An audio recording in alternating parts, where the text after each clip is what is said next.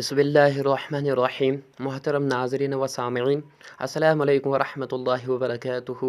आज के इस दौर में मुखालिफिन की रूहानी नस्ल फिर से इमाम आज़म अबू हनीफ़ा रहमतुल्लाहि अलैह और उलमाए देवबंद की शख्सियत पर कीचड़ उछालने और उनकी बेदाग ज़िंदगी को दागदार साबित करने के लिए चंद शबहात को हवा देते हैं और मनफी प्रोपोगंडा शुरू कर देते हैं। तो हम इंशाअल्लाह एक वीडियो का जायज़ा लेने वाले हैं जो किसी साथी के ज़रिए हम तक पहुंचा है। एक बशीर सल्फ़ी नामी कोई मजहूल गैर मुखलिद ने बना रखी है मुफ्ती नज़ीर साहब के ख़िलाफ़। उसमें कैसे जहर उगल उगल के बता रहा है, तो हम उसके तहक़ीक़ी जायज़ा लेंगे। तो सबसे पहले आप इस वीडियो को मुलाज़ा फ़रमाइए। अब्दुल सल्फ़ी साहब की है। इनका कहना है कि इनका कहना यह है कि इल्ज़ामी जवाबी तहक़ीक़ी जवाब ही होता है, इसलिए हम ये तहक़ीक़ी जवाब देंगे बक़ौल अब्दुल सल्फ़ी। तो मुलाहाज़ा फरमाइए। इल्ज़ामी जवाब दे रहा हूँ और पिछली बार आपने कहा था कि इनके पास कोई तहक़ीक़ी जवाब नहीं है, इल्ज़ामी जवाब है। मैं कहता हूँ इल्ज़ामी जवाब भी तहक़ीक़ी जवाब होता है, अल्लाह के रसूल सल्लल्लाहु अलैहि वसल्लम की हदीस से साबित है। सबसे पहले ये बशीर सल्फ़ी नामी क्या बता रहा है अपने इस वीडियो में। सबसे पहले इसका झूठ मुलाहाज़ा फरमाइए। वीडियो बना बना के सोशल मीडिया पे डालने वाले, ये कुरान और हदीस का नाम लेने वाले कैसे झूठ बोलते हैं, वो भी मस्जिद और मेंबर में बैठ के। आप मुलाहाज़ा फरमाइए।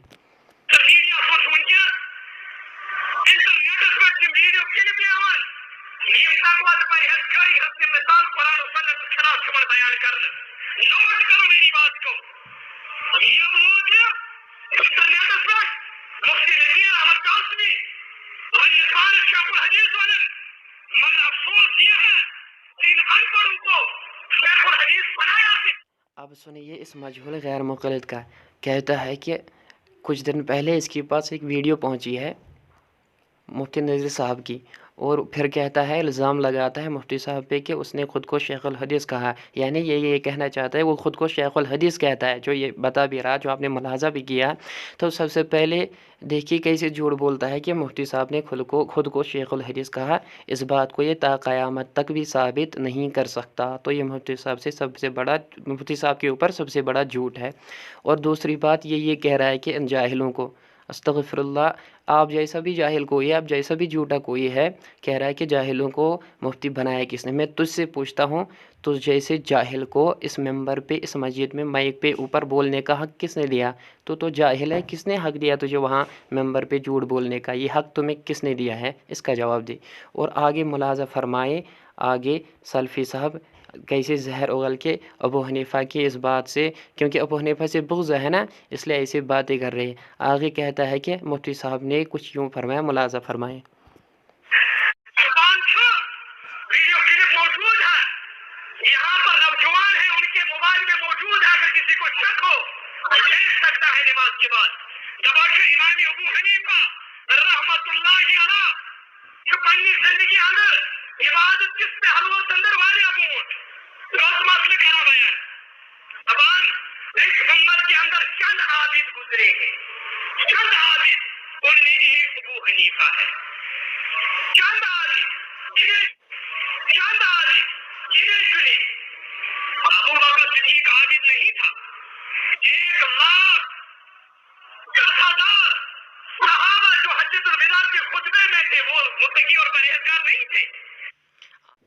आगे ये सल्फ़ी साहब एक एतराज़ करता है, क्योंकि बुग़्ज़ है ना अबू हनीफ़ा से। तो सल्फ़ी साहब एक एतराज़ नकल करते हैं कि कहते हैं कि मुफ्ती नज़ीर साहब ने कहा है कि चंद ही आबिद ऐसे गुज़रे। फिर आगे और एक एतराज़ इसी के साथ करता है कि क्या अबू बकर सिद्दीक़ आबिद नहीं, जो है हुज्जतुल विदा में थे, वो मुत्तकी नहीं थे? तो इसकी अक्ल जो है ना, ये बहुत ही उल्टी है, ये बहुत ही बेअक्ल और नासमझ नादान है। क्योंकि यहाँ जो मुफ्ती साहब की मुराद है वो अबू हनीफ़ा रहमतुल्लाह के ज़माने में है। क्योंकि गैर मुक़ल्लिदों का ही काम है कि ये इमामों का मुकाबला या तो नबियों से करते हैं माज़अल्लाह, या कभी अबू हनीफ़ा का मुकाबला मोहम्मद रसूलुल्लाह सल्लल्लाहु अलैहि वसल्लम से करवाते हैं। आप इसका बख़ूबी मुशाहिदा फ़ेसबुक वगैरह पे कर सकते हैं। तो हमें उस बहस में नहीं जाना है। तो यहाँ चंद अफराद से मुराद जो मुफ्ती साहब की है वो वही है।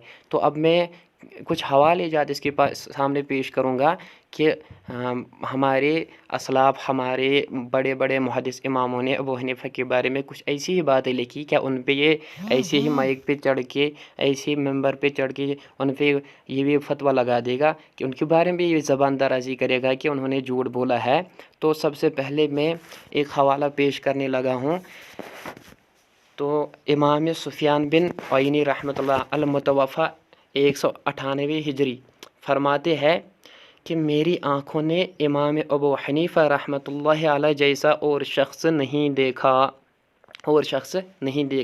تو سوال یوں پیدا ہوتا ہے سلفی صاحب کے لیے، کیا امام سفیان بن عینی رحمۃ اللہ علیہ وہ بھی انہوں نے صحابہ کی کردار کو نہیں دیکھا؟ کیا ان کی نظر میں ابو بکر، حضرت عمر وغیرہ صحابہ نہیں تھے؟ کیا 1,10,000 صحابہ ان کے نظر میں نہیں تھے ایسے کہ انہوں نے کہہ دیا کہ میری آنکھوں نے ابو حنیفہ رحمۃ اللہ علیہ جیسا کوئی شخص نہیں دیکھا؟ تو یہ پہلا حوالہ ہے، اس کے بارے میں سلفی صاحب کب زبان درازی کریں گے؟ میں مطالبہ کرتا ہوں ان کے بارے میں بھی اپنی زبان کو کھولے۔ اور دوسرا حوالہ میں پیش کرنے لگا ہوں، حجر بن عبد الجبار رحمۃ اللہ علیہ فرماتے ہیں کہ میں نے امام ابو حنیفہ کے جیسا کوئی نہیں دیکھا، تہذیب الکمال جلد نمبر 29۔ تو کیا حجر بن عبد الجبار یہ جو فرماتے ہیں ان جیسا کوئی نہیں دیکھا؟ کیا یہ کہا جا سکتا ہے ان کے بارے میں کہ کیا ان کے سامنے سے صحابہ نہیں گزرے تھے، ان کی کردار نہیں گزرے تھے جو انہوں نے کہہ دیا کہ کوئی نہیں دیکھا؟ کیا ان پہ بھی یہ سوال فٹ ہو جائے گا آپ کا؟ کیا ان کے خلاف آپ ویڈیو میں بیان نہیں دیں گے؟ کیا ان کے خلاف یہ بیان زبان درازی کریں گے؟ تو سنیے تیسرا حوالہ بھی سلفی صاحب میں دینے لگا ہوں۔ امام عبداللہ بن مبارک رحمۃ اللہ علیہ المتوفی 181 ہجری فرماتے ہیں کہ لوگوں میں سب سے بڑی فقیہ ابو حنیفہ رحمۃ اللہ علیہ ہے، اور میں نے فقہ میں ان کی طرح کسی کو نہیں دیکھا۔ یہ بھی تہذیب الکمال جلد نمبر 29۔ کیا امام عبداللہ بن مبارک پہ یہ فتویٰ لگے گا؟ کیا ان کے خلاف آپ ویڈیو بنائیں گے کہ انہوں نے ایسا کیوں کہا؟ ان کو کہنا چاہیے تھا صحابہ کے، کیا صحابہ فقیہ نہیں تھے؟ تو اس بات کا جواب دیے، اور اس کے بارے میں بھی ایک ویڈیو کلپ بنا دیجیے۔ اور میں چوتھا حوالہ دینے لگا ہوں، امام سفیان ثوری رحمۃ اللہ علیہ المتوفی 161 ہجری فرماتے ہیں امام ابو حنیفہ رحمۃ اللہ کے بارے میں کہ اہل زمین میں سب سے دین کی سمجھ رکھنے والے امام ابو حنیفہ رحمۃ اللہ علیہ ہے، تہذیب الکمال جلد نمبر 29 صفحہ نمبر 431 سے 433۔ کیا ان کے بارے میں زبان درازی کریں گے؟ امام سفیان ثوری رحمۃ اللہ کے بارے میں بھی ایک ویڈیو کلپ بنا دیجیے اور کہہ دیجیے انہوں نے ایسا کیوں کہا کہ اہل زمین، وہ تو کہہ رہے اہل زمین میں سب سے دین کی سمجھ رکھنے والا ابو حنیفہ، کیا صحابہ دین کی سمجھ نہیں رکھنے والے تھے؟ کیا 1,10,000 صحابہ حجۃ الوداع میں کیا وہ دین کی سمجھ نہیں رکھنے والے تھے؟ تو آپ یہ کام کب کریں گے؟ آپ اپنے گمراہ عوام کو کب بتائیں گے کہ امام سفیان ثوری نے ایسی باتیں کی ہے؟ ان کے خلاف کب بکواس کریں گے؟ اور چلیے میں آپ کو اور ایک حوالہ دیتا ہوں، امام عبداللہ بن داود المتوفی 213 ہجری فرماتے ہیں کہ اہل زمین کو چاہیے کہ اللہ سے امام ابو حنیفہ کے لیے دعا کرے، انہوں نے سنت اور فقہ کی حفاظت کی۔ اب سوال یوں ہے سلفی صاحب تیرے لیے، کیا ابو حنیفہ رحمۃ اللہ، کیا صحابہ نے فقہ اور سنت کی حفاظت نہیں کی تھی جو انہوں نے کہہ دیا کہ ابو حنیفہ کے لیے دعا کرے؟ کب آپ ویڈیو کلپ بنائیں گے؟ کب آپ جواب دیں گے؟ کب آپ عوام کو بتائیں گے؟ دیکھیے امام عبداللہ بن داود رحمۃ اللہ علیہ وہ بھی کہتے ہیں، یہ بھی اسی کتاب میں تہذیب صفحہ نمبر جلد نمبر 29 صفحہ نمبر 431 سے 433۔ تو کب آپ ویڈیو کلپ بنائیں گے؟ اور ایک حوالہ بھی سنیے، امام یحییٰ حمینی رحمۃ اللہ علیہ المتوفی 202 ہجری فرماتے ہیں کہ میں نے ابو حنیفہ سے بہتر آدمی نہیں دیکھا۔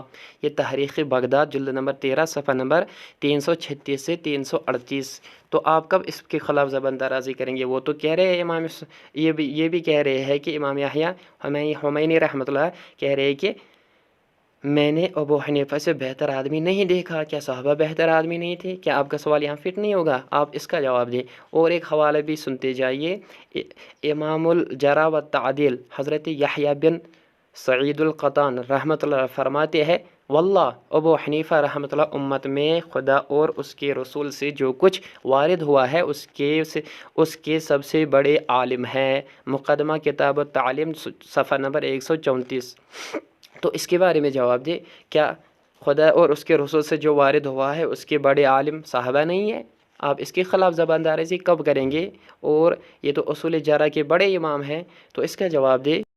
تو سلفی صاحب اور ایک حوالہ بھی سنتے جائیے۔ امام شافعی رحمۃ اللہ علیہ المتوفی 204 ہجری فرماتے ہیں کہ میں نہیں جانتا کہ کوئی شخص امام ابو حنیفہ رحمۃ اللہ سے بڑا فقیہ ہو۔ تحریک بغداد جلد نمبر 13 صفحہ نمبر 345 سے 347 تک۔ تو اب سوال یہ ہے کہ کیا امام شافعی یہ نہیں کہنا چاہتا کہ صحابہ سے بڑی کوئی فقیہ نہیں ہے؟ اب تو ان کا جواب دے گا، تو کیا جواب دے گا ان کا؟ اب جو تو ان کا جواب دے گا وہی میری طرف سے ان کا جواب ہوگا۔ امید ہے کہ آپ اس کے خلاف بھی ویڈیو کلپ بنائیں گے، ممبر پہ ان کے خلاف بھی اپنی زبان درازی کریں گے۔ پتہ نہیں آپ جیسے جاہلوں کو کس نے اختیار دے رکھا ہے کہ آپ زبان درازی کریں۔ اور یہ جو حوالے جات میں نے دیے ہیں، تو اب یہ میں اس سے کہتا ہوں کیا ان اماموں کے نزدیک صحابہ نہیں گزرے تھے؟ کیا وہ ان کو یہ نہیں کہنا چاہتا تابعین تبع تابعین اور جو بھی تھے وہ سب سے بڑے فقیہ تھے؟ یا یہ نہیں کہنا چاہتا کہ یہ نہیں کہنا چاہتا ہم نے ابو حنیفہ جیسا نہیں دیکھا؟ یہ جو میں نے حوالے جات دیا، ان کا جو جواب تو دے گا وہی میرے طرف سے جواب ہوگا۔ میں بھی پوچھتا ہوں آپ سے، آپ کا دماغ کہاں ہوتا ہے؟ کیا آپ کتابیں نہیں دیکھتے؟ کیا آپ نے ان اماموں کی کتابیں نہیں دیکھی؟ آپ نے تو کچھ بھی نہیں دیکھا۔ چلیے آگے اور ایک اعتراض نقل کرتا ہے، اسے ملاحظہ فرمائیے۔ دیم ابو حنیفہ رحمۃ اللہ علیہ پنہ زندگی اندر 55 حج کرمت، زندگی اندر کس حج فرض؟ ایک حج فرض ہے۔ اب اگر ابو حنیفہ نے نفلی حج کیے، اگر نفلی حج کرے وریس من 2 حج کن 3 حج۔ تو اس کے بعد کیونکہ ابو حنیفہ سے بغض ہے نا، کیونکہ انہی کے بارے میں اور ایک قول بھی سماعت فرمائیے۔ امام عبداللہ بن داود المتوفی رحمۃ اللہ علیہ المتوفی 213 ہجری فرماتے ہیں کہ امام ابو حنیفہ رحمۃ اللہ سے 2 لوگ ہی بغض رکھتے ہیں، نمبر 1 جاہل، نمبر 2 حاصر۔ تو یہ جو میں نے آپ کے سامنے حوالہ پیش کیا بالکل اس جاہل بشیر سلفی کے اوپر فٹ آتا ہے، کیونکہ ایک تو یہ جاہل بھی ہے اور اس کو ابو حنیفہ سے حسد بھی ہے، اس لیے یہ اس کے اوپر بالکل فٹ ہے۔ اس کے بعد اعتراض کرتا ہے کہ مفتی صاحب نے کہا کہ 55 حج کیے، تو یہ تو اس کے لیے ہم حوالے جات آپ کے سامنے پیش کریں گے۔ یہ تو الخیرات الحسان میں حوالہ ہے، اور بھی بے شمار حوالہ جات ہے اس میں، درمختار میں ہے۔ تو پتہ چلا کہ مفتی صاحب نے یہاں بھی جھوٹ نہیں بولا، بلکہ یہ ممبر پہ جھوٹ بولتا ہے بشیر سلفی صاحب۔ تو اس کے بعد میں اس سے یہ پوچھتا ہوں کہ کیا آپ کتابیں پڑھا کرے، آپ مطالعہ کیا کرے، تحقیق کیا کرے، اس کے بعد کسی پہ اوپر الزام لگایا کرے۔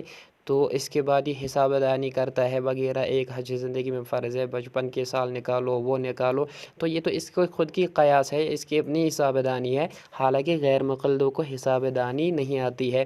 ان کا بہت بڑا محدث اثر جس کو کہتے ہیں، جس کا نام تھا زبیر علی زائی، تو اس کو بھی حساب دانی نہیں آتی، جس کے بارے میں پہلے ہمارے محترم نعمان صاحب نے آگاہ کیا ہوا ہے لوگوں کو، ان کو حساب دانی نہیں آتی ہے۔ ان کی حساب دانی کے وہ ویڈیو کی لنک ہم ڈسکرپشن میں لگا دیں گے، آپ وہاں سے ملاحظہ فرمائے کہ جب ان کے محدث اثر کو حساب دانی نہیں آتی تو اس کو کہاں سے آتی ہوگی؟ اب یہ کہتا بچپن میں، کیا بچپن میں حج تھوڑی منع ہوا ہے؟ منع کیا ہوا بچپن میں بھی تو انسان حج کر سکتا ہے۔ تو اس لیے یہ بھی اس کا بے فضول اعتراض ہے۔ آگے ملاحظہ فرمایا، آگے کیا کہتا ہے۔ یہ جھوٹے واقعات ممبروں پر بیان مت کرو۔ ابو حنیفہ سانی کالو تاج، مگر اپز الزام یہ ابو حنیفہ کے رحمت پر لوگوں ہم اس کو برداشت نہیں کریں گے، ہم کہیں گے یہ غلط ہے۔ اس کے بعد کہتا ہے کہ ابو حنیفہ پہ جو بھی اعتراض کریں گے، جو بھی ان کی طرف منسوب کریں گے جھوٹے واقعات، تو ہم کہیں گے غلط ہے، ہم یہ کرنے نہیں دیں گے۔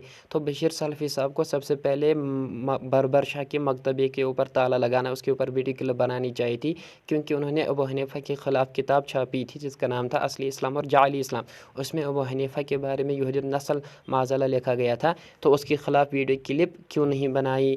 میرا اس سے یہ سوال ہے کہ اسے بارات کا اعلان کیوں نہیں کیا، اس مکتبے سے معافی نامہ کیوں نہیں منگوایا گیا، جبکہ مطالبہ کیا گیا تھا ہماری طرف سے بار بار، تو پتہ چلا کہ یہ جھوٹا پروپیگنڈا کر رہا ہے، کیونکہ اس کو بغض ہے اور حسد ہے اور یہ جاہل ہے، جو اس کو میں نے حوالہ دیا ہے۔ تو یہ اب ایسی ہی اپنی دال گرم کرنا چاہ رہا ہے، اپنی جو نام ہے نام اونچا کرنا چاہتا ہے، کہ یہ کہہ کر کہ ابو حنیفہ کے ہم ایسا نہیں کرنے دیں گے۔ تو اس کو تو تب بھی چاہیے تھا، تو پتہ چلا یہ ان کی دوغلا پالسی ہے۔ اور پھر کیا کہتا ہے، ان سے من گھڑت واقعات نقل نہیں کرنے دوں گا۔ تو میں بھی آپ کے کچھ واقعات آپ کے سامنے پیش کروں گا، آپ ان کے خلاف بھی ویڈیو کلپ بنائیں، ٹھیک ہے، ایسے واقعات۔ اور اس کے بعد پہلے اس کی اور ایک یہ ملاحظہ فرمائیے آگے کیا کہتا ہے، کہ ملاحظہ فرمائیے۔ کرتے ہیں۔ اس کے بعد ابو حنیفہ اندر گئے، نماز شروع کی، ایک ٹانگ پر آدھا قرآن مجید ختم کیا، اور رکوع سجدے کے بعد دوسری ٹانگ پر دوسرا آدھا قرآن ختم کیا۔ دون رکعتن منٛز پوٚرُن سورُے قرآن، اور نٮ۪صف پوٚرُن أکِس زنگہِ پٮ۪ٹھ، نٮ۪صف پوٚرُن بیٚیِس زنگہِ پٮ۪ٹھ۔ بچھرے اوسُس کِنہٕ بدل اوس کینٛہہ؟ بچھرے اوسُس؟ 8 رکعت پڑھی تہجد محمد رسول اللہ۔ اس کے بعد یہ کہتا ہے کہ ابو حنیفہ نے 2 رکعات میں قرآن پڑھا ہے، اور آگے حدیث بیان کرتا ہے۔ تو سب سے پہلے جو اس نے یہ کہا کہ ایک ٹانگ پہ، اصل میں یہاں جو کتابوں میں مراد ہے وہ یوں ہے کہ ایک ٹانگ سے مراد یوں ہے کہ جب ہم تراویح وغیرہ پڑھتے ہیں تو پھر تھک جاتے ہیں، تو ہم تھوڑا ایک ٹانگ ایسے ایک ٹانگ پہ کھڑے ہو جاتے ہیں، مطلب ایک سائڈ ہو جاتے ہیں، تھوڑا وزن ایک ٹانگ پہ ڈالتے ہیں، اور اس کے بعد تھوڑا اگر جب وہ ہلکی ہو جاتی ہے تو دوسری ٹانگ پہ وزن ڈالتے ہیں، تو یہ مراد ہے۔ اب یہ اس کو دوسری رنگت دینا چاہتا ہے، تو اس کے بعد اس کا بغض ہے ابو حنیفہ سے، تو کیونکہ آگے یہ بولتا ہے کہ ابو حنیفہ نے 2 رکعت میں قرآن نہ پڑھا ہے، اور آگے یہ حدیث بیان کرتا ہے۔ تو سب سے پہلے یہ یوں تاثر دینا چاہتا ہے کہ 2 رکعت میں قرآن پڑھنا ممکن نہیں ہے، یا یہ اور یہ ایسی، اور یہ کیا کہتا ہے کہ جھوٹی من گھڑت واقعات ہم یہ ممبروں پہ بولتے ہیں، یہ جو ان کا الزام تراشی کر رہا ہے۔ تو اس کے بعد 8 رکعت پڑھی تہجد محمد رسول اللہ۔ ہتا پیغمبر ہیوٚک نہٕ 8 رکعتن منٛز قرآن مجید اختتام کٔرِتھ، ژٕ چھُکھ دپان 2 رکعتن منٛز کوٚر ابو حنیفہ رحمۃ اللہ۔ یہ کُس تقویٰ چھُکھ ژٕ مےٚ ونان؟ یہ لاتے کہاں سے ہو تم یہ من گھڑت واقعات؟ کوئی سمجھ میں نہیں آتی ہے کہ 2 رکعت میں عین ممکن ہے قرآن پڑھنا، کیونکہ اس کے ذہن میں یہ بات نہیں گھس رہی، اس لیے اعتراض کر بیٹھتا ہے۔ تو اس کا جواب ہم سب سے پہلے انہی کی ایک کتاب سے دیں گے۔ کتاب کا نام ہے تلاوت قرآن اور ذکر الہی کی سنہری اوراق، صفحہ نمبر 56۔ تو اس کا نام کیا ہے؟ فیض اللہ ناصر۔ اس نے ایک عربی کتاب کا ترجمہ کیا جس کی تخریج صلاح الدین یوسف نے کی، اور اس کو ابراہیم میر محمدی نے پسند کیا ہے۔ اس کتاب میں اسلاف کے کئی واقعات نقل کیے ہیں جنہوں نے ایک دن میں کئی بار قرآن مجید ختم کیا۔ غیر مقلد کے اس جاہلانہ اعتراض کا جواب دیتے ہوئے لکھتے ہیں کہ ایک دن یا رات میں 8 بار قرآن ختم کرنا یا 1000 رکعت نماز ادا کرنا عین ممکن ہے۔ ایسے امور کا انکار وہی شخص کر سکتا ہے جو کرامت کا منکر ہو۔ ایسے اصحاب کا تذکرہ کرنے والے امت کے اعتماد اور قابل حجت ائمہ و اسلاف ہے، جیسے امام ابن کثیر، ابی نعیم، امام سمعانی، ابن حجر المکی، امام سیوطی، ابن حجر اسقلانی، ملا علی قاری، شمس الائمہ کردی، امام نووی اور شیخ الاسلام امام ذہبی رحمۃ اللہ علیہ اجمعین۔ کیا یہ ممکن ہے کہ انہوں نے اپنی کتاب میں ایسے واقعہ یا روایت نقل کی ہوں جس کو بیان کرنے والا جھوٹا شخص ہو؟ ہرگز نہیں۔ پھر بھی کوئی شخص اس بارے میں شک کا شکار ہے تو وہ تعصب میں مبتلا ہے۔ تو دیکھیے، یہ میں نے کہا کہ یہ تعصب ہے، تعصب پرست ہے۔ اب اس کا عالم بھی کہہ رہے ہیں تعصب پرست ہے، کیونکہ یہ عین ممکن ہے کیا؟ کیونکہ ہم نے بھی حوالے دیے ہیں کہ یہ ممکن ہے، تو اب اس کا عالم بھی کہہ رہا ہے ممکن ہے۔ اب اس سلفی صاحب کے ذہن میں یہ بات گھستی نہیں، تو اب ہم کیا کریں ہیں؟ اور اسی میں ایک اعتراض کرتا ہے کہ یہ جھوٹے من گھڑت واقعات کہاں سے لاتے ہو؟ آئیے میں آپ کے واقعات سناتا ہوں، کیا یہ جھوٹے من گھڑت آپ نے ان کو کبھی کہا؟ اگر نہیں کہا ہے تو پھر قرآن و حدیث سے یہ ثابت کرے۔ آپ کا ایک عالم ہے، اس کا نام ہے صوفی صاحب، کیونکہ اس کے اختیار میں کیا ہے؟ کٹا کٹی دلوانا۔ کیا لکھتا ہے؟ صوفی عبداللہ صوفی عبداللہ کی حالات خدمت و آثار صفحہ نمبر 321 پہ لکھتا ہے، میرے فیصل آباد کے ایک دوست مولوی محمد رمضان یوسف سلفی نے بتایا کہ صوفی صاحب کسی گاؤں میں گئے اور ایک شخص انہیں اپنے گھر لے گیا اور کہا کہ میری بھینس ہر سال کٹا جنتی ہے، دعا فرمائیے کٹی جنے۔ صوفی صاحب نے بھینس کی دم پکڑی اور اسے 3 دفعہ کھینچ کر کہا، دے کٹی دے کٹی دے کٹی۔ اس کے بعد اس نے متواتر 3 کٹیاں دی۔ تو دیکھیے یہ واقعات کہاں ہیں، یہ ہے آپ کے واقعات۔ دوسروں پر بھونکنے والے کبھی اپنی کتابوں کی بھی خبر لیا کرے، ممبر پہ یہ بھی بتایا کرے۔ اور اسی کتاب میں لکھتا ہے غیر مقلد صوفی کیا لکھتا ہے، لڑکا لڑکی دینے کا اختیار۔ ان کے یہاں لڑکا لڑکی دینے کا اختیار بھی ہے۔ اللہ تعالیٰ سے مانگنے کے مختلف مواقع پر صوفی صاحب کے مختلف طریقے تھے۔ ایک شخص نے عرض کیا، میری کہیں لڑکیاں ہیں، لڑکا کوئی نہیں، دعا کیجیے اللہ تعالیٰ لڑکا عطا فرما دے۔ صوفی صاحب نے اس کی بات سن کر زمین پر لکیریں کھینچنا شروع کی اور ساتھ ہی لکیریں گننے لگے۔ پہلی لکیر کھینچی تو کہا 1، دوسری کھینچی تو کہا 2، ایسے ہی چوتھی 5، چوتھی اور 4، اور بھی لفظ 4 زبان سے نہیں نکلا تھا کہ درخواست کنندہ نے ہاتھ پکڑ لیا اور عرض کیا، بس 3 ہی بہت ہے۔ اس عمل کا اثر یہ ہوا کہ 3 لڑکے صحیح اور تندرست پیدا ہوئے اور چوتھا 4.5 مہینے کے بعد ساقط ہو گیا۔ یہ بات صاحب واقعہ نے میرے فیصل آباد کے دوست علی ارشد صاحب کو بتائی ہے اور انہوں نے مجھے یہ بیان کی۔ صوفی محمد عبداللہ حالات و خدمت آثار صفحہ نمبر 360 سے 359 تک۔ تو یہ واقعات ہے۔ اس کے کیا یہ واقعات آپ کے نزدیک قرآن حدیث کے عین ہے؟ اس کا حوالہ دیجئے، بالکل اس کا حوالہ آپ کے ذمہ ہے۔ اور ایک حوالہ دیکھیے، کتاب کا نام ہے تاج المقلل۔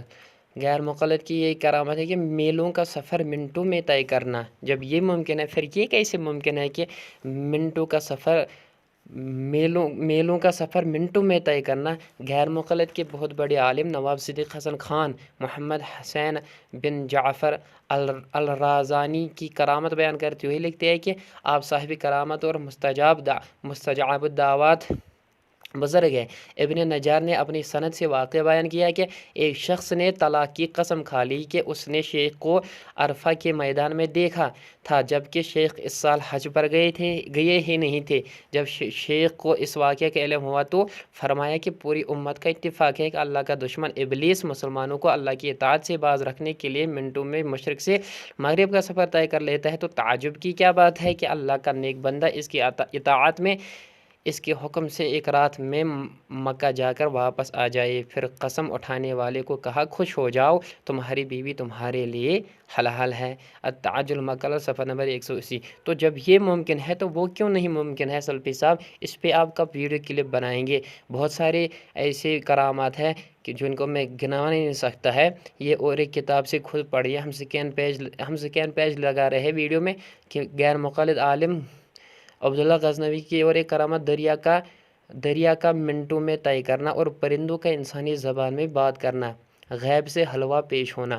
تو اس کے بارے میں آپ ویڈیو کلپ کب بنائیں گے؟ کیا یہ واقعات آپ کے نزدیک عین قرآن ہے یعنی عین حدیث ہے؟ یا تو قرآن پیش کرے یا حدیث قرآن حدیث ہے، یا واقعات ثابت کرے۔ اور ایک حوالہ بھی دیتا چلوں کہ 50 برس تک قیام اللیل کرنے والا قبر میں نماز پڑھنا۔ غیر مقلد مشہور عالم نواب صدیق حسن خان کا عقیدہ۔ یہ کتاب کا نام ہے خیرات الخیرہ صفحہ نمبر 49۔ تو سلفی صاحب اور ایک واقعہ سنیے، کتاب کا نام ہے خیرات الخیرہ، اور یہ کتاب جو ہے نا یہ نواب صدیق حسن کے نزدیک مستند اور تحقیق حق کے ساتھ لکھی گئی ہے اور علم الہدیٰ کتابوں میں شامل ہے، جو کہ انہوں نے اپنی سوانح حیات میں تسلیم کیا ہے۔ تو یہ واقعات نواب صدیق حسن کے نزدیک مستند اور صحیح ہے۔ آپ ان کتابوں پر کب فتویٰ لگائیں گے؟ یا تو ان کو قرآن حدیث سے ثابت کرے۔ دیکھیے کیا لکھتے ہیں اس میں، یہ لکھتے ہیں کہ ذبح کی ہوئی مرغی کو ہوش کہہ کر زندہ کر دیتے ہیں، اور آستین میں غسل خانے ٹوٹے ہوئے آستین میں غسل خانے کے راستے بنے ہیں۔ لکھتے ہیں کہ نواب صدیق حسن خان کے جو تمہارے مستند عالم ہیں، وہ اپنی مستند کتاب میں حقائق بیان کرتے ہوئے لکھتے ہیں کہ شیخ عبدالفتاح وسطی شیخ مشائخ بلاد غربیہ ارض مصر کے تھے، پر خطیب جامع اطارین تھے۔ ایک دن وہ ممبر پر بیٹھے تھے، اذان ہو رہی تھی، اتنے میں یاد آیا کہ وہ جنب ہے، یعنی غسل ہے ان کے اوپر، تو شیخ ابوالفتح نے اپنی آستین سامنے کر دی، امام نے اس میں راستہ پایا، یعنی آستین کو سامنے کیا اور اس میں راستہ پایا، اندر جا کر پانی و غسل خانہ دیکھا، جب اس آستین میں گھسے تو اندر کیا پایا؟ ایک تو پانی پایا، غسل خانہ دیکھا، غسل کر کے باہر آئے اور پھر ممبر پر بیٹھے۔ یہ دیکھیے کیسی کرامت لکھی ہے آپ کے، یہ کیسے پھر ممکن ہے؟ جب آپ کے بعد میں وہ بات نہیں گھستے تو یہ بات، اس کی دلیل دیجئے، یہ من گھڑت واقعات نہیں آپ کے نزدیک تو کیا ہے؟ کیا اس کے اوپر آپ مائک کے اوپر ممبر پہ بیٹھ کے لوگوں کو نہیں بتائیں گے؟ اور ایک حکایت لکھتا ہے اسی میں، سید احمد کے پاس ایک معمار تھا، وہ گھر بناتا تھا، شیخ علی نے اس کو زیادہ اجرت دے کر بلایا، جب وہ وہاں گیا تو اس کا ہاتھ گر گیا، شیخ علی نے اس پر تھوک دیا اور جوڑ دیا۔ آپ کے یہاں تو تھوک سے ہاتھ جوڑے جاتے ہیں سلفی صاحب، اس کے اوپر کا بونک ماریں گی۔ غیر مقلد کے ایک شیخ نے مرغی ذبح کی اور جب وہ ان کے سامنے آئی تو شیخ علی نے خوش کہا تو وہ اڑ کر چلی گئی۔ یہ خیرۃ الخیرہ صفحہ نمبر 172۔ تو یہ کتاب مستند بھی ہے۔ اب آپ یہاں ان کہانیوں پر خاموش کیوں ہیں؟ کہاں گئی وہ دوسرے پر فتویٰ جڑنے والے؟ کہاں گئی وہ آپ کی زبان دوسروں پر فتویٰ مشرک اور من گھڑت واقعات بولنے والی؟ اور آپ تو نام نہاد محقق ہے، آپ اس پہ فتویٰ لگائے، اس کا جواب دے، یا تو قرآن حدیث سے اس کو ثابت کرے یا عوام کو بتائے ہمارے شیخوں نے بھی ایسی کہانیاں لکھی ہے، ایسے جھوٹ کہے جیسے آپ ہمارے علماء کے بارے میں بونکتے ہیں، ان کے بارے میں بھی بونکے نا، آپ اس پہ خاموش کیوں ہیں؟ تو یہ کچھ حوالے جات ہے جو اس سلفی صاحب کے میں نے سامنے پیش کیے، تو ان کا جواب قرآن حدیث دے اور کہے جیسے آپ نے کہا تھا کہ کیا یہ قرآن حدیث ہے، ایسے من گھڑت واقعات ہم آپ کو پیش کرنے نہیں دیں گے۔ تو میرا آپ سے سوال ہے سلفی صاحب کہ آپ ان کے خلاف کب اپنا بیان دیں گے؟ آپ ان کے خلاف کب کہیں گے کہ یہ جھوٹے واقعات ہے، من گھڑت واقعات؟ آپ کب کہیں گے کہ ان کو شرم بھی نہیں آتی ہے کہ یہ ممبر پہ بیٹھ کے یہ کیا کہتے ہیں اس کو، ایسے من گھڑت واقعات نقل کرتے ہیں؟ اس کا جواب جلدی دیا جائے سلفی صاحب، اور ممبر پہ کھڑے ہو کے آپ اعلان کریں کہ یہ جو ہمارے عالم تھے انہوں نے من گھڑت واقعات نقل کیے، عوام کو بتائیے، آپ اس پہ انگلی نہ رکھے، ورنہ اور بھی چیزیں آپ کے سامنے لائی جائے گی، یا تو اپنی زبان پہ لگام دے یا عوام کو حق بتائیے کہ آپ کی کتابوں میں کیسے کیسے واقعات بھرے پڑے ہیں، ان کے خلاف آپ کی زبان کیوں نہیں کھلتی ہے۔ تو اس کے بعد اس ویڈیو میں آگے سلفی صاحب کیا فرماتے ہیں، ملاحظہ فرمائیے۔ بیان کر حضرت عائشہ صدیقہ رضی اللہ تعالیٰ عنہ، سلسلہ حدیث صحیح سے گواہ جلد 3، بیان کر حضرت عائشہ صدیقہ رضی اللہ تعالیٰ عنہ، کان رسول اللہ صلی اللہ علیہ وسلم لا یقرأ القرآن فی اقل من ثلاث، آج رسول اللہ صلی اللہ علیہ وسلم قرآن مجید اختتام کران تریو دو خود کا، یعنی آپ قرآن مجید کم سے کم دون ختم کران، ترین دون اتنا سے وش محمد رسول اللہ صلی اللہ علیہ وسلم تریو دو خود کام قرآن مجید اختتام کران۔ ترمذی، ابو داؤد، نسائی سند روایت بیان کرا حضرت عبداللہ ابن عمر رضی اللہ تعالیٰ عنہ، دبن فرمو رسول رحمت صلی اللہ علیہ وسلم ایمینا سے قرآن مجید حق ادا، اس نے قرآن کو سمجھا ہی نہیں جس نے 3 دن کی کم مدت سے قرآن مجید کو ختم کیا۔ اس کے بعد سلفی صاحب نے کیا کہا کہ 3 دن سے کم قرآن جس نے ختم کیا، حدیث پیش کی کہ اس نے قرآن کا مفہوم ہی نہیں سمجھا۔ تو آئیے ہم اس کا بھی جائزہ لیتے ہیں، تو کیونکہ ہم سب سے پہلے آپ کو یہ بتائے کہ بعض روایت میں 3 دن سے کم میں قرآن مجید ختم کرنے کی ممانعت آئی ہے، تو بعض میں 7 دن میں قرآن مجید ختم کرنے کا ذکر ہے، صحیح بخاری میں ہے، صحیح بخاری، اور یہ یعنی ہر 7 دن میں ایک قرآن ختم کرو، یہ بھی ہے صحیح بخاری میں۔ امام بخاری رحمۃ اللہ فرماتے ہیں بعض راویان حدیث کی روایت میں ہے کہ قرآن مجید 3 دنوں سے مکمل کرنا چاہیے، بعض 5 دنوں کا کہتے ہیں، اور اکثر راوی حضرات 7 دن والی روایت نقل کرتے ہیں۔ تو حضرت امام بخاری رحمۃ اللہ کے اس فرمان سے معلوم ہوا کہ تکمیل قرآن کریم کے لیے دنوں کی کوئی خاص حد مقرر نہیں، جس میں کمی یا اضافہ نہ ہو سکتا ہو، بلکہ اصل مقصد یہ ہے کہ عموماً دنیاوی مشاغل کے ساتھ اتنے کم وقت میں قرآن مجید ختم کیا جائے تو تلاوت کا حق ادا نہیں ہوگا۔ لیکن اگر کوئی شخص تلاوت کا حق ادا کرتے ہوئے اس سے کم وقت میں قرآن پاک مکمل پڑھ لے تو اسے ممنوع نہیں کہا جائے گا۔ چنانچہ رسول اللہ صلی اللہ علیہ وسلم کے اس فرمان کے باوجود امت کی اکابرین سے بکثرت منقول ہے کہ وہ 1 یا 2 دن میں قرآن پاک ختم فرمایا کرتے تھے، جیسے کہ امام اسود سے منقول ہے الطبقات الکبریٰ لابن سعد جلد 6 صفحہ نمبر 73، اور بلکہ 7 دن میں قرآن مجید ختم کرنے کی روایت کو اکثر راویوں کی روایت قرار دینے کے باوجود خود امام بخاری رحمۃ اللہ علیہ سے 1 رات میں مکمل قرآن مجید پڑھنا منقول ہے۔ اب سلفی صاحب، کیا امام بخاری نے قرآن کو نہیں سمجھا؟ کیا ان کے سامنے یہ حدیث نہیں تھی؟ انہوں نے ایک روایت کے مطابق قرآن پاک 1 رات میں مکمل کیا، اور نیز ابن سیرین، سعد بن جبیر رحمۃ اللہ علیہ اجمعین کے متعلق منقول ہے کہ یہ حضرات 1 رات بلکہ 1 رکعت میں پورا قرآن ختم فرمایا کرتے تھے۔ تفسیر ابن کثیر جلد 1 صفحہ نمبر 84، اور یہ کیا کہتے ہیں اس کو، اسی طرح امام مجاہد کے متعلق لکھا ہے کہ وہ مغرب اور عشاء کے درمیان پورا قرآن ختم فرما لیا کرتے تھے۔ تفسیر ابن کثیر جلد 1 صفحہ نمبر 84۔ اب یہ کہنا مشکل ہے کہ امت کے اکابرین کا عمل حدیث کے خلاف ہے، یا یہ سلفی صاحب یہ کہہ دے کہ ان کا عمل قرآن کے خلاف تھا، انہوں نے قرآن کو نہیں سمجھا جو انہوں نے اتنی جلدی قرآن پڑھا 1 رات میں 1 رکعت میں، کیونکہ یہ حضرات سنت نبوی پر عمل کے حریص تھے، لہٰذا اس باب میں جو حدیث مروی ہے اس کے مختلف مطالب بیان کیے گئے ہیں۔ انہی مطالب میں ایک مطلب ہمارے امام مولانا سرفراز خان صفدر نے بیان کیا ہے۔ چنانچہ 3 دن میں قرآن ختم کرنے کے حدیث سے متعلق اپنی کتاب مقام ابی حنیفہ میں لکھتے ہیں کہ اس حدیث کے دیگر بیان کردہ مطالب کے علاوہ ایک آسان مطلب یہ بھی ہے کہ آپ صلی اللہ علیہ وسلم کا ارشاد ہے 3 دن سے کم میں قرآن کریم ختم نہ کرو، امت پر شفقت اور رحم کے سلسلے میں ہے، تاکہ ان دنوں میں غور و فکر سے قرآن کریم پڑھا جائے۔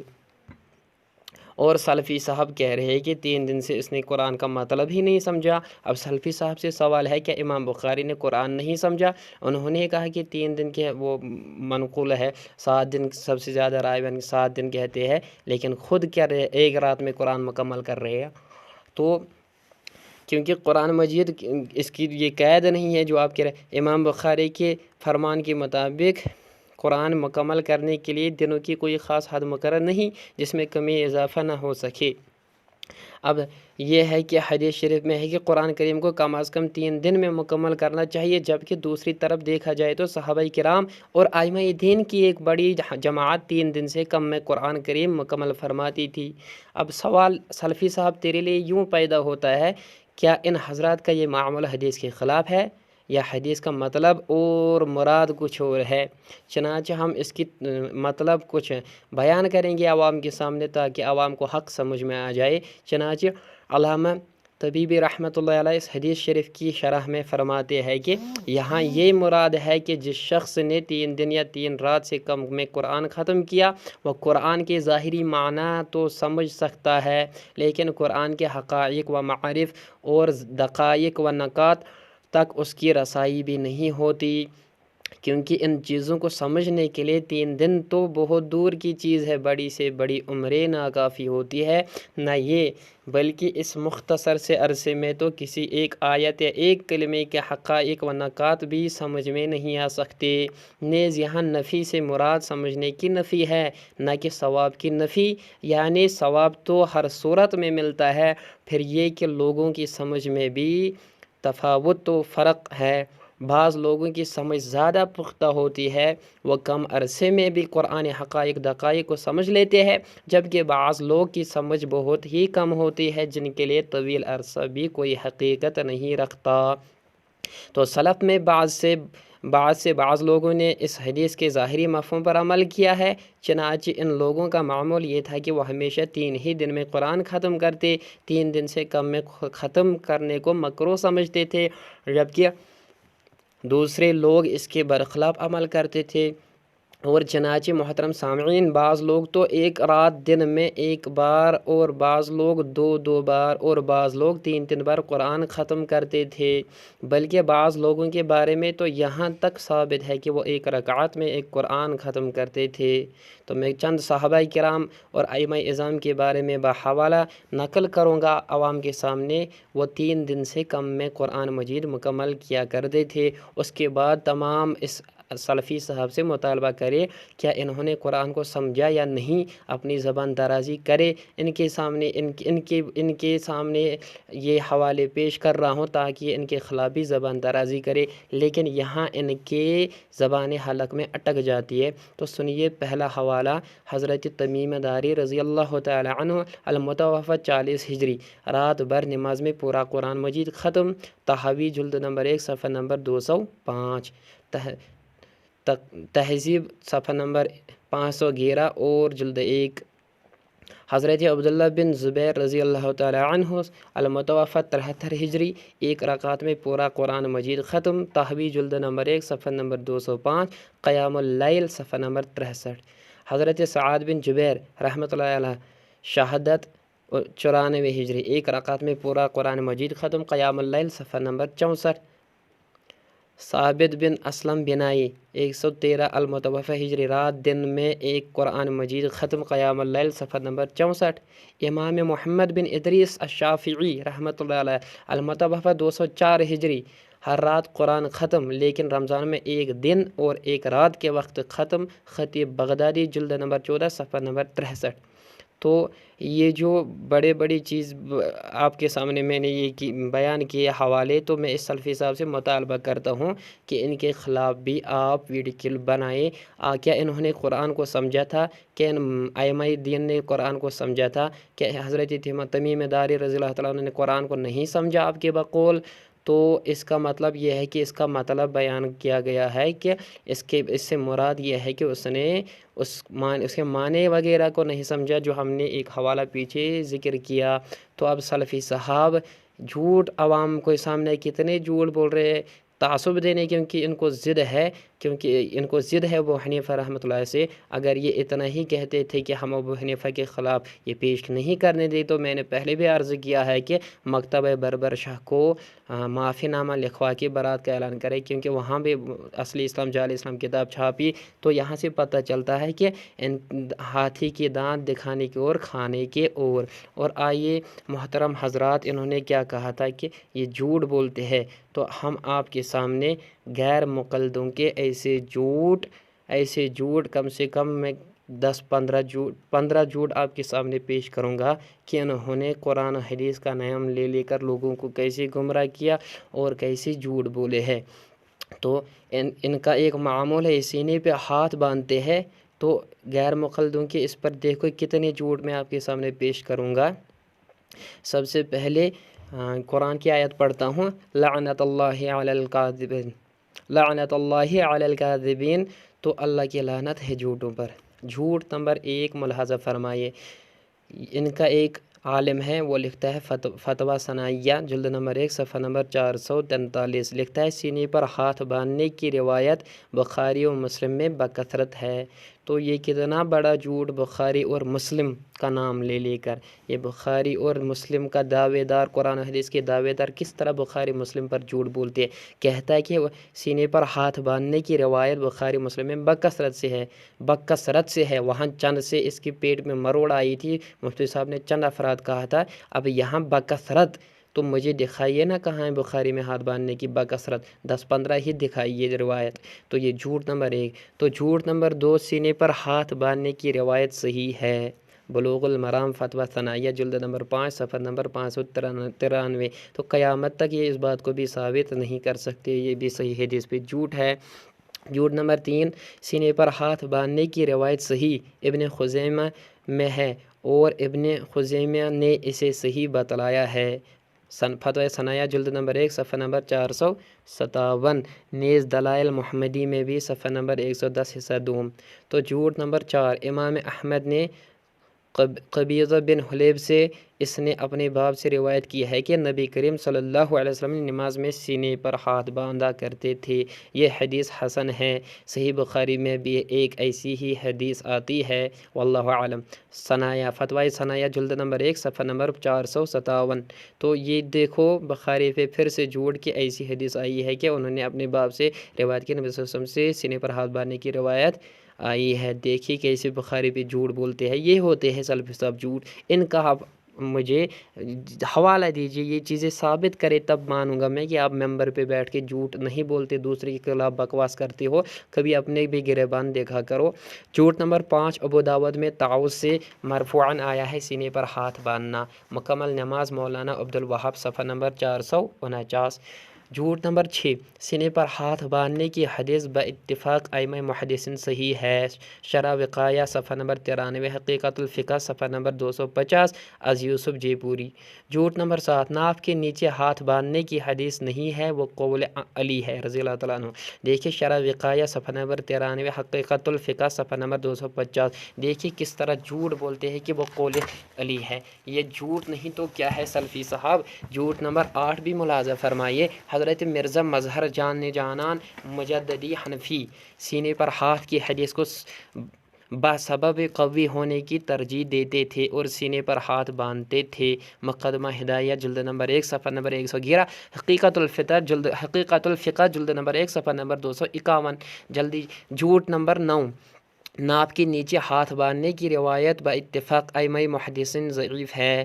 ہدایہ جلد نمبر 1 صفحہ نمبر 350، حقیقت الفقہ صفحہ نمبر 250۔ جھوٹ نمبر 10 قریباً اختلاف امت کا المیہ صفحہ نمبر 96 پر یہی جھوٹ ہے جو اوپر گزرا ہے۔ جھوٹ نمبر 11 خالد گرجا کی صلاۃ النبی صفحہ نمبر 157 پر یہی جھوٹ منقول ہے۔ جھوٹ نمبر 12 خلفاء بنی عباس میں سے ہارون کا نماز میں ازار بند کھل گیا، سینے سے ہاتھ نیچے کر کے ازار بند سنبھال لیا۔ مقتدیوں نے حیرانی سے اس فعل کو دیکھا۔ قاضی ابو یوسف نے فتویٰ دیا کہ ناف کے نیچے ہاتھ باندھنا ہی صحیح ہے۔ ہدایہ صفحہ باب الصلاۃ اختلاف امت کا المیہ صفحہ نمبر 78۔ جھوٹ نمبر 13 ابن مسعود کا قول زہر ناف کا بالکل ضعیف ہے، میں نے راہ ہدایت کیسی پائی صفحہ نمبر 18۔ ابو نعمان بشیر احمد حالانکہ آپ سے کوئی قول منقول نہیں ہے۔ جھوٹ نمبر 14 قرۃ العین میں نور حسین گرجاخی نے حدیث وائل بن حجر نقل کر کے غیرت کتب کے حوالے دیے، حالانکہ ان میں سے ایک میں بھی سینے پر ہاتھ باندھنا ثابت نہیں، صفحہ نمبر 19۔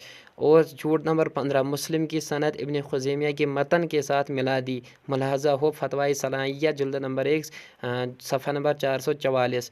اصل سند ابن خزیمہ جلد نمبر 1 صفحہ نمبر 243 پر ملاحظہ کر لے ناظرین، مسلم کی سند جلد نمبر 1 صفحہ نمبر 172 پر ملاحظہ کرے، کیونکہ انہوں نے جھوٹ بولا ہے۔ جھوٹ نمبر 16 حضرت حلیب کی روایت میں ہادھی کو یدہی بنا دیا، ہادھی کو یدہی بنا دیا ہے، تو یہ ان کے جھوٹ ہے۔ تو یہ جو نبی اور حدیثوں کے خلاف جھوٹ بولتے ہیں اس میں نہیں شرماتے، تو مفتی صاحب کون سی چیز ہے ان کے سامنے؟ اللہ تعالیٰ نے عقل سالم دی ہے جو یہ استعمال نہیں کرتے ہیں۔ آخر میں ایک حوالہ دینا چاہتا ہوں، اس کے ساتھ اس کا اختتام کرتا ہوں۔ بشیر سلفی وہ حوالہ بالکل بشیر سلفی اور ان جیسے تعصب پرست غیر مقلدوں کے اوپر فٹ ہو رہا ہے، جو انہی کی کتاب سے نقل کروں گا، جو نام نہاد اہل حدیث لا مذہب ظال مضل کہنا، جن کو صحیح ہے لا مذہب کہنا صحیح ہے، ان کے ہی عالم کی زبانی سنیے۔ کتاب کا نام ہے تحریک اہل حدیث، اور تحریک اہل حدیث نام ہے کتاب کا۔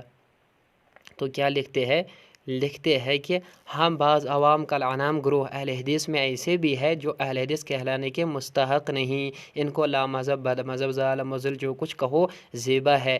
یہ وہ لوگ ہیں جو نہ خود کتاب و سنت کا علم رکھتے ہیں، نہ اپنے گروہ کے اہل علم کا اتباع کرتے ہیں، کسی سے کوئی حدیث سن کر یا کسی اردو مترجم کتاب میں دیکھ کر نہ صرف اس کے ظاہری معنی کے موافق عمل کرنے پر صبر و اکتفا کرتے ہیں، بلکہ اس میں اپنی خواہش نفس کے موافق استنباط و اجتہاد بھی شروع کر دیتے ہیں، جس میں وہ خود بھی گمراہ ہوتے ہیں اور دوسروں کو بھی گمراہ کرتے ہیں۔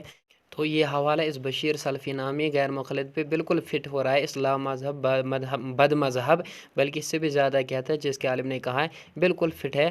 اللہ تعالیٰ ان جیسے گمراہ لوگوں، لا مذہب بد مذہب لوگوں سے امت کی حفاظت فرمائے۔ اللہ تعالیٰ کہنے سننے سے زیادہ سمجھ کی توفیق عطا کرے، آمین۔ السلام علیکم ورحمۃ اللہ۔ أنعم بغراس الآفاق بارية